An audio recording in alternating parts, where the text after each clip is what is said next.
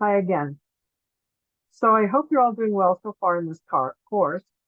Please let me know if you have any questions or concerns. We're now going to explore ancient and modern perspectives on gender and sexuality.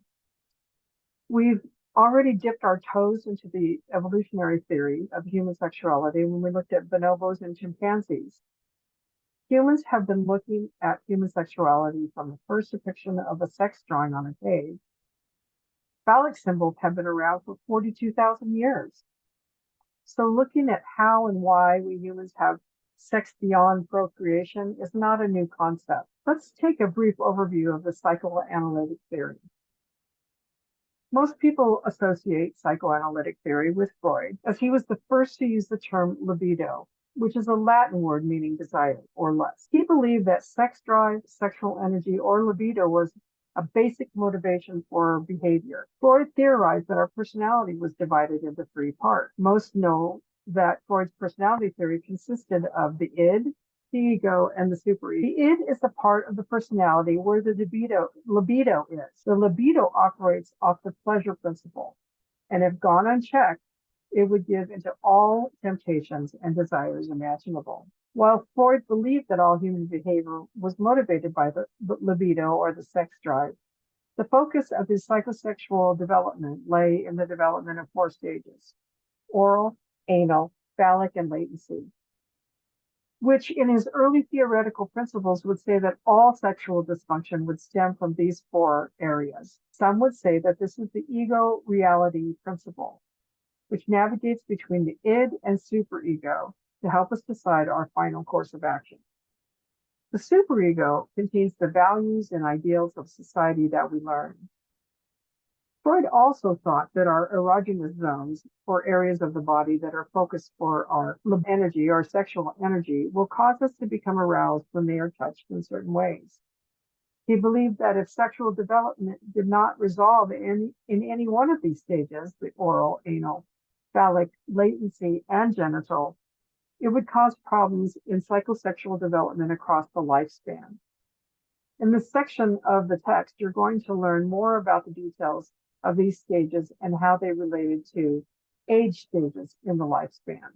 Freud also theorized the well-known but antiquated Oedipus and Electra complexes, which is that we have an innate competition with our same-sex parent and have sexual attraction to our opposite sex parent through adolescence. This was defined as, for boys, the Oedipus complex or castration anxiety, or fear of having their penis cut off by their fathers, causing them to shift from competing to identifying with their father and taking on his gender role in society. For girls, the Electra complex, they experience penis envy, in that they wish they too could have a penis. In this realization, they cannot have a penis, and so they begin to desire to be impregnated by their fathers. Since girls have already lost their penis, women will live their lives stunted and less developed than men. These are, as I said, antiquated thinking. Freud also thought that the proper sexual outlet was heterosexual intercourse.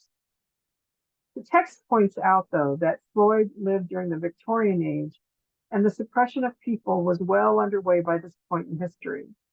So certainly more research is needed on his views about women and sex. And while it is known that Freud did not use scientific method of research in his studies, his contributions to the study of psychology have been useful and gaining more education and insightful view of human sexuality.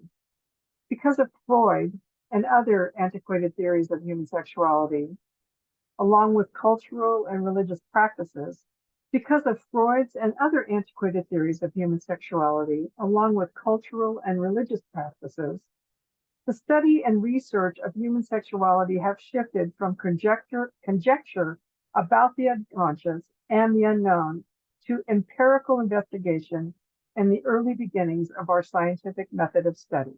So let's take a look at current methods of research. Under learning theory, let's look at the following four approaches: classical conditioning, operant conditioning, behavior modification, and then self-efficacy and social learning. First, classical conditioning. If you've even had an introductory psychology class, you've no doubt heard of Pavlov's dogs. Briefly stated, a dog salivates, which is an unconditioned response, at the sight of food. When they pair a sound of a bell with that sight of food repetitively, the dog salivates repetitively, which then becomes the conditioned response.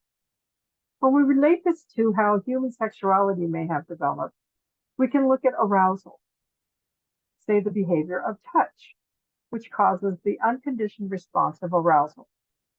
But if you introduce another stimulus like smell or odor that does not inherently cause arousal, but you repetitively pair that with touch, you will eventually get a conditioned response of arousal to that odor, or even not when paired with touch.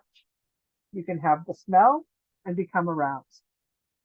So one only needs to look at what stimulates arousal in our society today, and you could see how conditioned we are to certain stimuli.